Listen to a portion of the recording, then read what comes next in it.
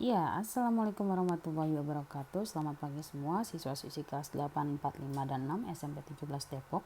Pagi ini Ibu akan kembali membahas tentang masih seputar tekanan, yaitu hukum Archimedes. Ya, mungkin kalian sudah pernah baca waktu di belajar dengan Pak Zul. Nah, ini adalah Archimedes. Ini Archimedes hidup pada tahun 287 sebelum Masehi sampai 212 sebelum Masehi ya. Berarti beliau wafat usianya 75 tahun. Nah, ini adalah figurnya, fotonya kira-kira beliau, dan ini adalah percobaannya di bak mandi. Ya. Kenapa di bak mandi? Jadi konon katanya sang raja iseng banget lagi mandi. Kemudian bak mandi, ketika sang raja masuk ke bak mandi, ada sejumlah air yang luber ketika sang rajanya masuk ke dalam bak mandi. Saking isengnya dia tuh penasaran berapa banyak sih volume atau air yang tumpah itu, berapa sih. Nah, bagi yang bisa maka akan diberikan hadiah oleh sang raja. Maka sang Archimedes nih, ilmuwan ini akhirnya melakukan berbagai percobaan hingga akhirnya dia tahu berapa volume air yang luber ini gitu. Kemudian dia akhirnya dapat hadiah dari sang raja. Nah, ini ibaratnya kalau misalnya koin yang sedikit ini dicelupkan ke bagian A, bagian B. Nah, ternyata ini dicelupkan gak menyebabkan airnya luber gitu ya, tidak. Tapi ketika yang bagian ini dicelupkan ke sini, ternyata ada sejumlah air yang luber. Berapakah volume air tersebut? Nah, ini bisa diketahui melalui perhitungan hukum Archimedes. Karena ini berhubungan dengan air, maka hukum Archimedes termasuk dalam tekanan pada zat cair, ya. Nah, ini adalah masalah yang sering kalian hadapi di sekolah SD ya. Mungkin udah paham lah ya, kalau yang di bawah namanya tenggelam, yang di atas namanya terapung, yang ada di tengah-tengah air ya itu namanya melayang. Ternyata mengapa fenomena ini bisa terjadi? Ini bisa dijelaskan melalui hukum fisika sebagai berikut. Nah, benda-benda yang mengapung, melayang, tenggelam itu ternyata dipengaruhi oleh rho-nya atau massa jenis. Rho ya, seperti huruf P tapi dibacanya rho. Suatu benda dapat mengapung jika rho F itu fluida ya. Rho fluida itu cairan. Jadi dia bisa mengapung kalau rho fluida atau rho cairan lebih dari rho benda atau massa jenis. Saya tuliskan saja pada posisi 1 nih ya, ini 1, ini 2, ini 3. Massa jenis untuk kasus yang 1, fluida atau zat cair atau cairan lebih dari massa jenis benda. Oke. Untuk posisi yang kedua, benda bisa melayang, berarti rho fluida atau massa jenis fluida besarnya sama dengan rho benda. Untuk kasus yang ketiga, kenapa bisa tenggelam? Karena ternyata rho fluida atau massa jenis zat cairnya itu kurang dari rho bendanya.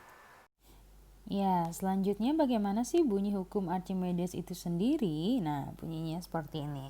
Suatu benda yang tercelup sebagian atau seluruhnya, misalnya ini ya, misalnya si logam, ke dalam zat cair, ini zat cair, akan mengalami gaya ke atas, artinya akan ada dorongan ke atas, gaya ke atas, yang besarnya sama dengan berat benda zat cair yang dipindahkan oleh benda tersebut. Artinya yang dipindahkan tuh kalau misalnya tadinya cairannya segini terus jadi setinggi ini, nah, ini ada perpindahan.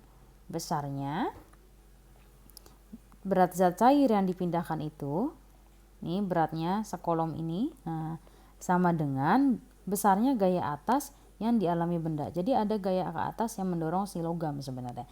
Kayak gitu ya. Dirumuskannya F sama dengan Rho kali G kali V, atau dibalik seperti Rho VG. V-nya jangan lupa. Nah, V-nya benda tercelup. Nanti akan kita bahas ya. Hukum Archimedes atau rumus ya, gaya apung namanya. FA. Ingat kemarin gaya itu F force ya, force.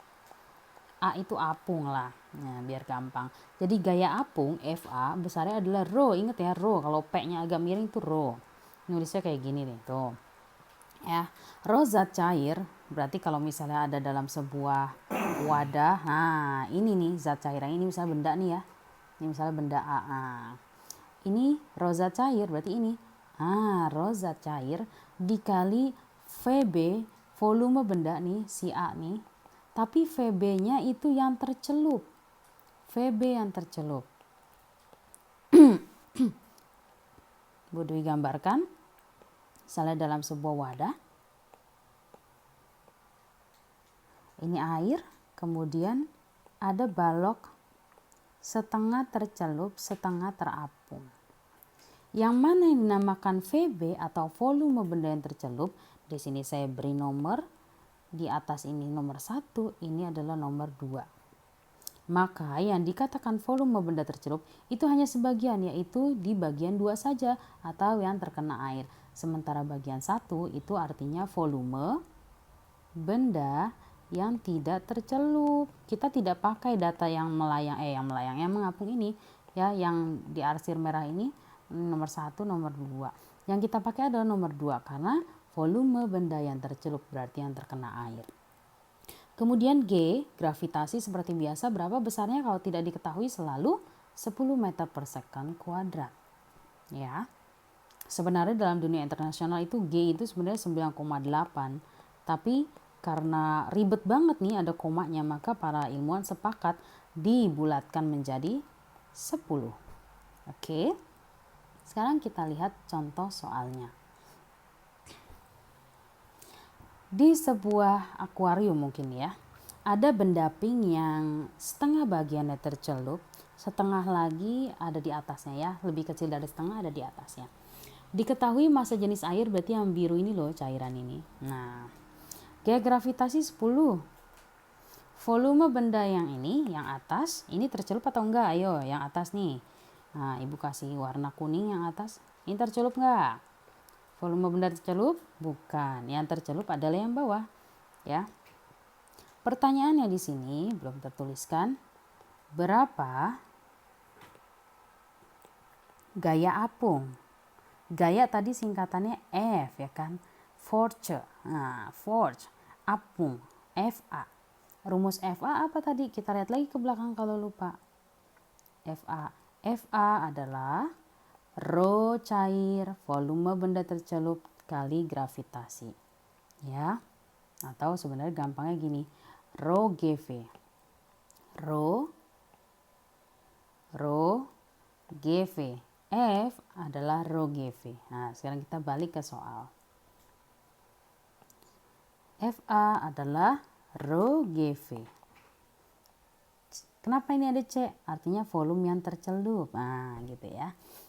Ini udah diketahui semua, kita tulis diketahui ya supaya sesuai dengan prosedur. Massa jenis air, rho air gitu ya.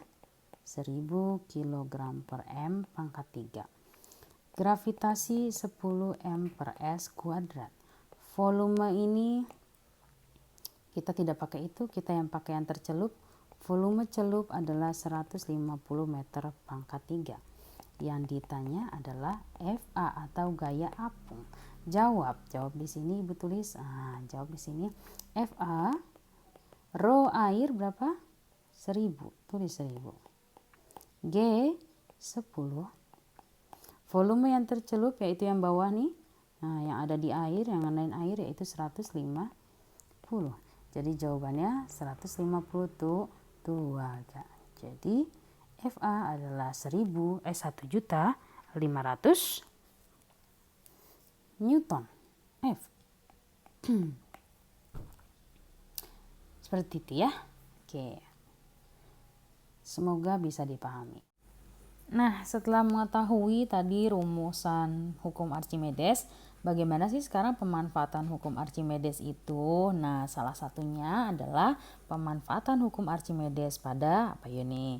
Ini adalah kapal selam. Dan ini adalah tugas kalian pada hari ini. Nah, di sini Ibu beri petunjuk saja. Ini kapal selam yang pertama dalam keadaan tenggelam. Nah, seperti ini. Kemudian ini dalam keadaan ada di tengah-tengah air seperti benda yang melayang ya. Oke, hingga akhirnya kapal selam muncul ke atas atau mengapung. Apa yang dilakukan oleh kapal selam tersebut hubungannya dengan pemanfaatan hukum Archimedes. Nah, seperti itu ya.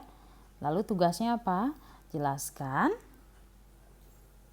pemanfaatan hukum Archimedes pada cara kerja kapal selam untuk saat mereka tenggelam, saat mereka berada di tengah-tengah air atau melayang ya, dan juga dengan mengapung. Menjelaskannya lewat mana? Silakan kirim voice note ya, kirim pesan suara ke nomor WA Ibu di grup. Ditunggu sampai kapan? Maksimal hari ini jam kita cuma belajar 1 jam ya, jam 12. Terima kasih, kirim ke WA, Ibu tunggu semuanya. Silakan kalian boleh baca dari sumber manapun ya. Ibu beri petunjuk seperti ini ya. Ada hubungannya tangki air penuh ya, ini tangki udara yang penuh, ini setengah-setengah. Silakan dijelaskan dengan voice note atau pesan suara yang direkam. Terima kasih. Ya, terima kasih ya. Sampai bertemu kembali. Semoga bisa dipahami.